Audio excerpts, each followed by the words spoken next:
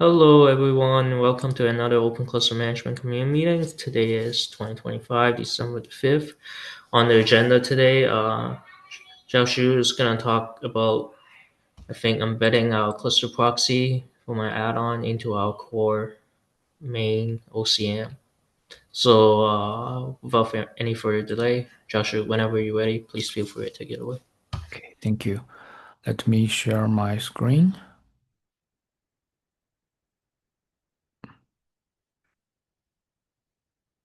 Oh, that's the wrong screen.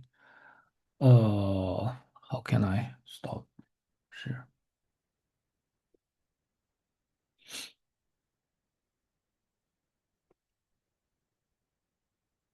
Share again. This one.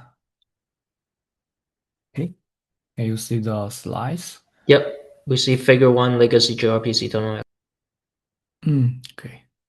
So today I like to uh, talk about the changes we introduced in Cluster Proxy version 0.9.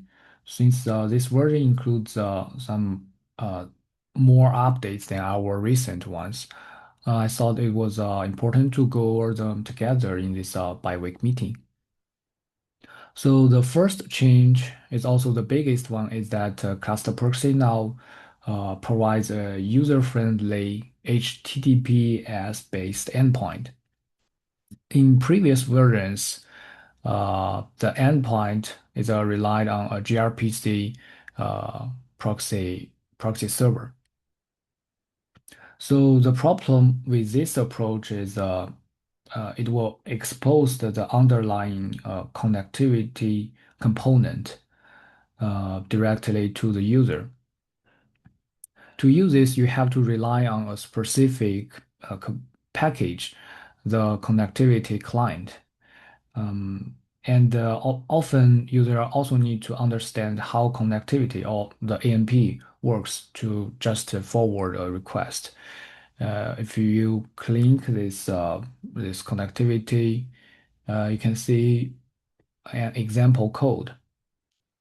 So this part, this piece of code is what we need to set up before we use the terminal. So in the new release, we end this green part, the cluster proxy user. It's a HTTP server. It allows user to access services use a simple, easy to understand URL pattern. Here I list two example. So the first example is a very common usage of a cluster proxy. User build and run their component to access resources in managed cluster. In this example, component in the cluster wants to list all pods uh, in managed cluster one. So the URL part is also simple. The first part is the Kubernetes internal service address of this new cluster proxy HTTP server. And the second part is the cluster name.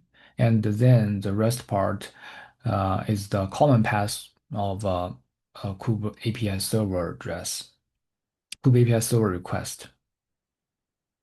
And the second example is when user want to try to access a specific service in a managed cluster, not the Kube API server. So in this example, user wants to maybe use their curl or other tools outside of this cluster to send a ping message to a specific service ping pong in the default namespace in this also in this cluster one. And the URL part, uh, uh, so the first part is changed because now it is accessing the service outside of cluster. So this part depends on how you expose your service to outside. And then also followed by the managed cluster name. And the rest part, I have highlighted parts you need to map your target service to. You need to map the namespace and some service information to this part. The rest parts are consist. Okay, that's the first change. The second change is also related to our main usage, accessing the kube API server of a managed cluster. Now, cluster, so before we have if we want to access manage the cluster Kubernetes server, and we need to do authentication or the authorization, so we have to save and rotate the credentials of managed cluster on the hub side. Like we need to save the a service account token as a secret on the hub side. We have some solutions for this, for example, using managed service account, but it also means we need to create another dependency. In this new version, we provide a much simpler solution. You just need to band a hub server to a managed cluster resource using role banding. Once that is done, you can simply use that hub user's token to access resources on the managed cluster side. And to create role banding, you can do it from hub side if you use our built-in manifest work API. So basically, the hard work is handled by this service proxy component on the managed cluster side. Simply say we give the service proxy a very high level impersonation permission. So it validates the hub token from in the request, and it send the token reveal to hub side to get user information and impersonate that user on the managed cluster side. So this is also clickable. You can click the service proxy in the slice, and it will lead you to this more deeper and technical uh, detail with more technical detail doc, internal doc. Okay. And the third change is we are going to deprecate managed proxy service resolver. Since you can see we have already support uh, to achieve the same goal using our new way. So this API we used to use this API to register a service to cast a proxy for user to access. Um, but now we have the more easy way, so we are planning to deprecate this API. So this deprecation is actually a start. I think in simplification and improving the usability of this add-on will be the main theme for the next few custom proxy releases. Okay. Finally, I have linked a blog post that provide easy to follow steps to reproduce these features, reproduce and test these features. And big thanks to Haoqing for reviewing and correct the document. So if you want to try out these features yourself, this blog is a great place to start. It have all copy paste commands you can just run in your local environment. Okay, I think that's all of it. Any questions?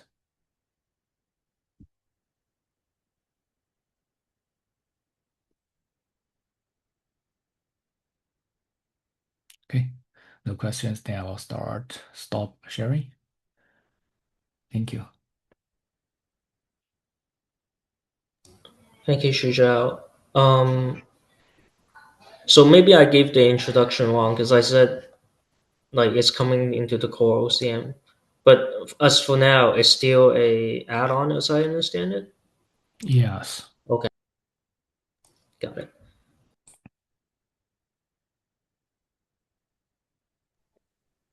So with that, we can starting to integrate with cluster profile and multi-queue, right?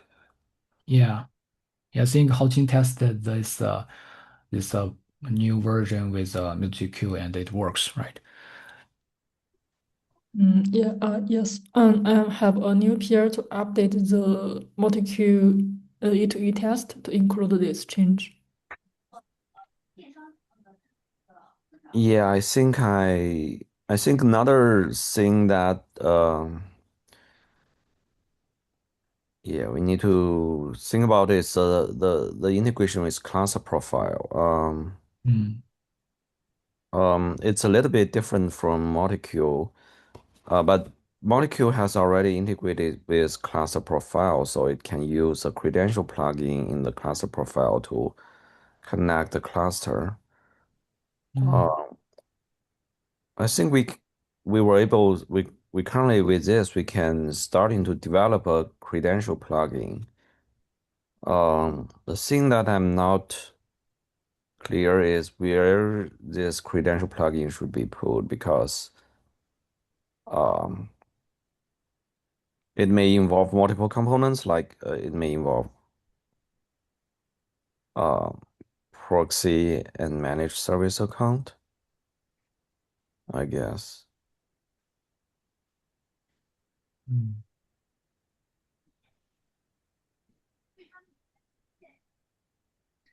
So will this credential plugin also be an add-on or in another form?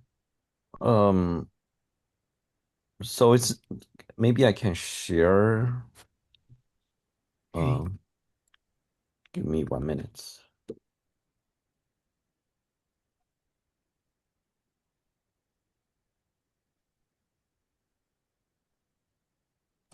Will it be considered as something experimental so it can go in the lab, or Mm. does this? Can you see my screen? Yes, we can. Okay. Yeah, so I think the main idea of this is the credential plugin is a binary. So um, as a provider, for example, OCM or GKE, in this example, it is GKE. So it can set up the access provider configuration in the cluster profile, Mm, and then the the controller is able to call build config from cluster profile to get the rest config. mm, Um, and if we so there is something like you also need to have a configuration file that tells you what is a configuration file looks like, and it include what's a binary it should be. Here is another example. You can see this is a configuration file that the provider, oh no, not the provider, the controller need to read, um, which including the binary that is used to get the credential, and mm, then um, and then the plugin will read and then this provider credential will be given to the plugin, and also the cluster profile will provide some cluster specific things to the plugin, and the plugin get which is the binary, get those things and return the credential like the hoop config. mm. Um,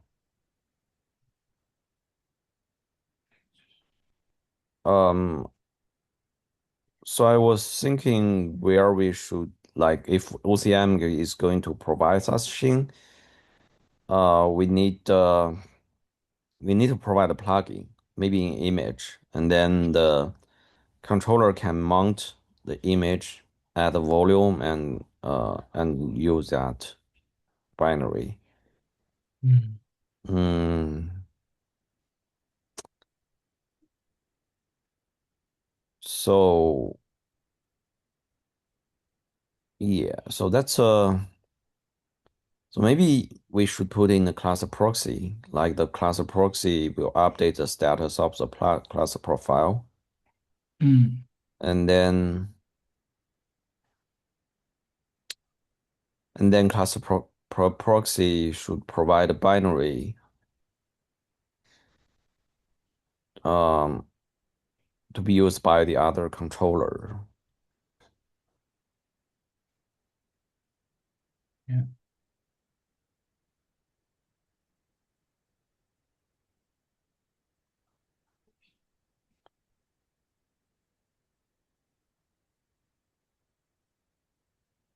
This is something that you can take a look at. This part is there must be a provider, for example, OCM need to update the status of the class profile, Mm, indicating the server endpoint. Here it will be like the class proxies endpoint, CA mm, data, and some extensions like these extensions will be given um, to the plugin binary. yeah.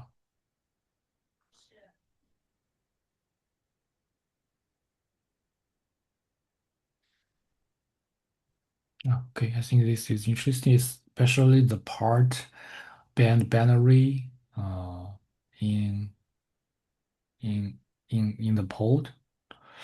I will. Can you share the link somewhere? So I need Okay. to. Yeah, I may need to check out the code to see details. Yeah, sure. We we can discuss offline on this. And I think there's another thing maybe we need to also improve is in the cluster ADM. We have a command line to do the proxy, right? Yeah. And with that, today we actually start to do the port. I think today we do port forward and start a local HTTP server to proxy. Uh, but with this new feature in the cluster proxy enabled, we basically doesn't need that. We can directly access a server. Mm, right.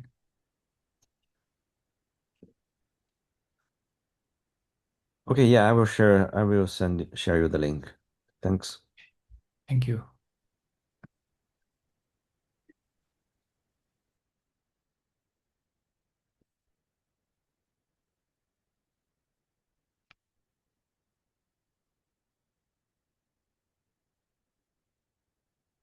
Thank you, Zhang, Xiaoshi. Um, any other questions for Xiaoshi, Zhang regarding this cluster proxy or the integration with cluster profile?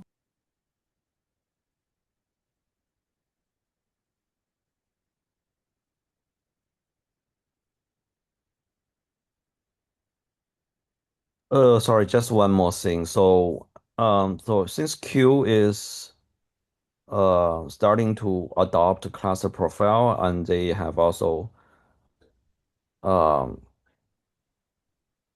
like to create an is asking what's the integration, how each different vendors can do with that. Um, so I was thinking, yeah, so this is I will put in the chat if there's this is a issue of the from the queue. Um, so I think that also was us to taking a look.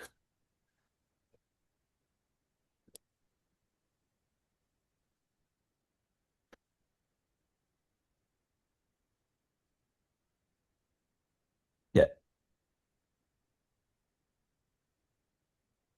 yeah, sorry, that's all for me.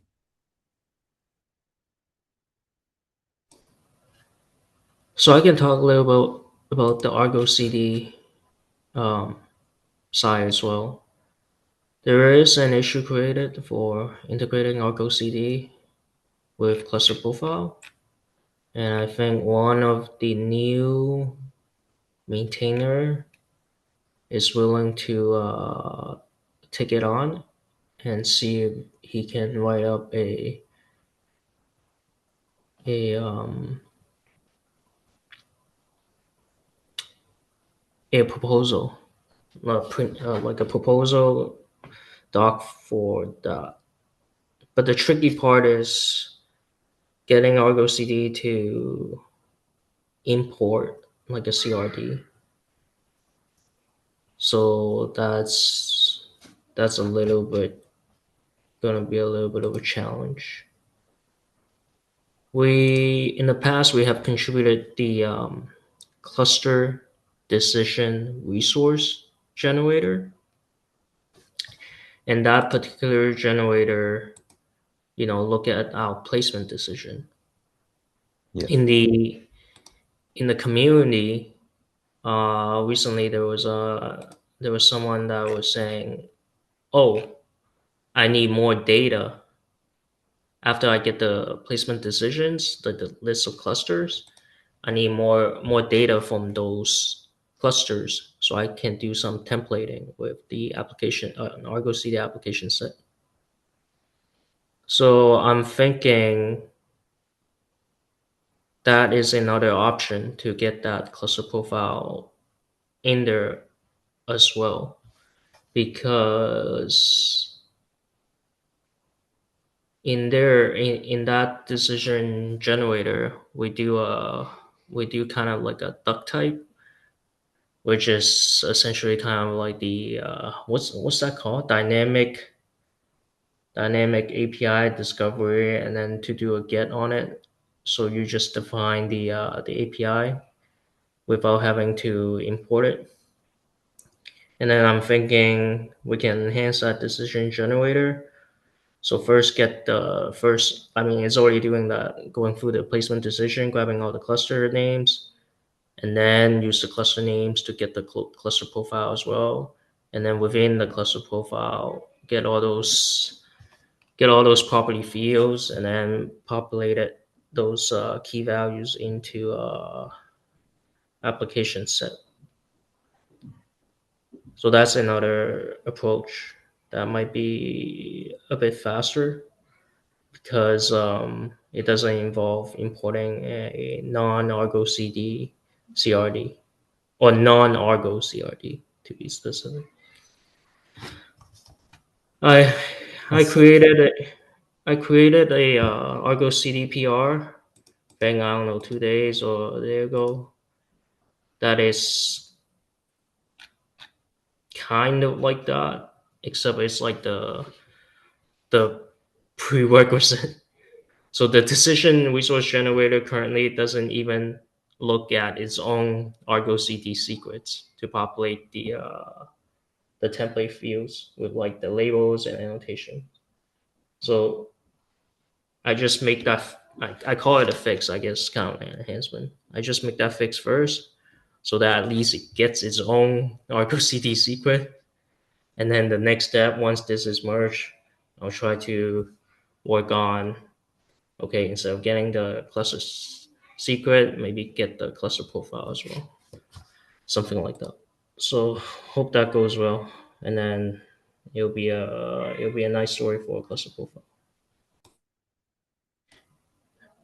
That's all I have. Um, Let me think. There was something that I kind of want to mention. I guess next time, QJ, in the next community call, we can talk about our next release planning. I think that'll be a. I don't think we had that call about that topic yet. All right. So Right. maybe Yes. bring. Absolutely.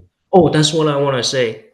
If you want to create some issues, and this for everyone, if you want to create some issues that you want to be in the next major release, so please do so. Or not major, you know what I mean. The next release, please do so, and then we can do some scrubbing in the next community call.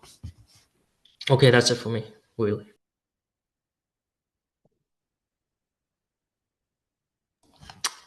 Anyone else have anything else? 3, 2, 1. Well, thank you everyone for joining. See you next time. Take care. See. Here, bye bye.